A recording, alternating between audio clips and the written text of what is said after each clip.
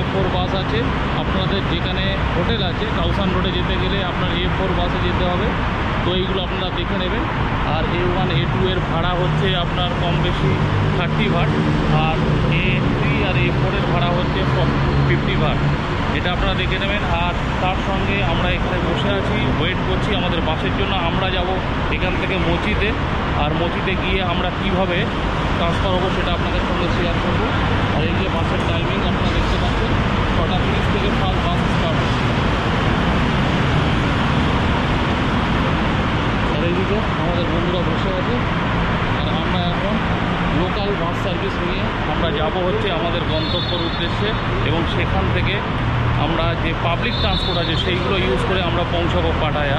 এবং তার সঙ্গে আজকে ব্যাংককের কিছু কিছু জায়গা আমরা দেখাবো আপনাদের, এবং আমরাও ঘুরবো। তো অবশ্যই কানেক্ট থাকবো। এখন আমরা A1 বাসে চেপে পড়েছি। এখন আমরা যাচ্ছি কোচিতের উদ্দেশ্যে।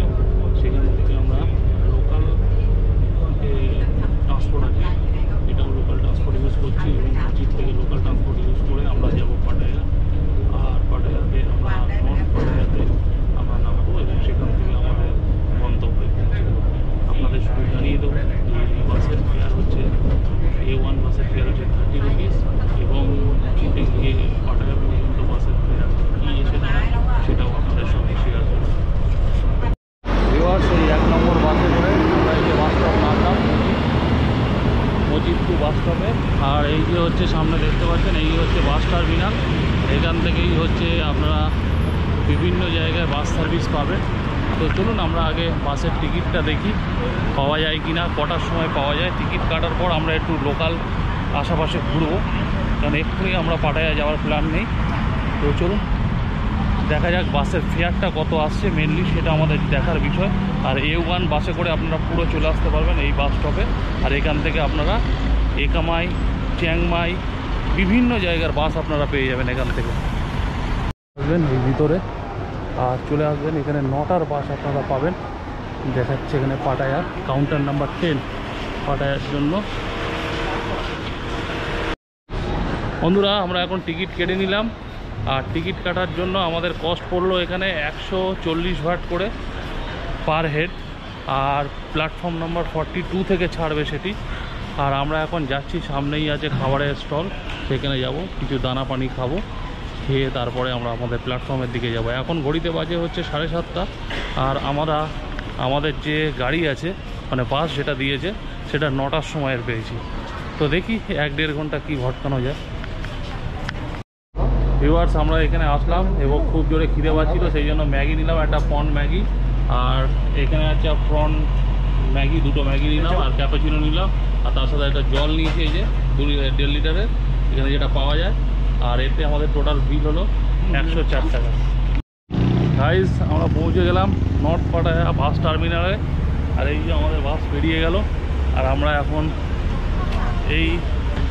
এখান থেকে কোনো ট্যাক্সি বা কিছু করে আমরা এখন বেরোবো আমাদের হোটেল ওয়েলকাম প্লাজার উদ্দেশ্যে।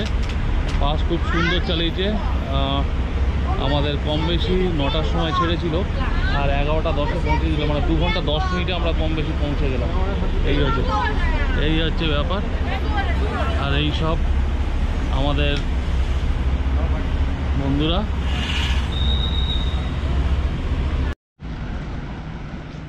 গাইস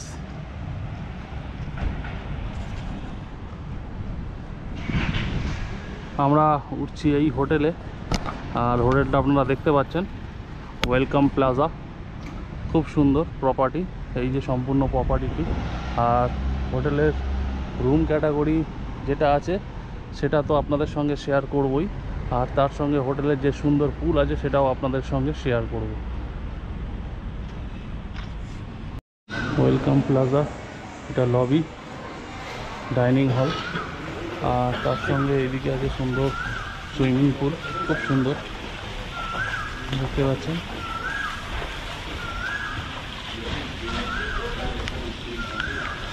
আর আমরা যে ব্লগটা আমরা শুরু করেছিলাম ব্যাংকক থেকে, সেই ব্লগটা আমরা আর বেশি লম্বা করছি না, ব্লগটা এখানেই আমরা শেষ করছি।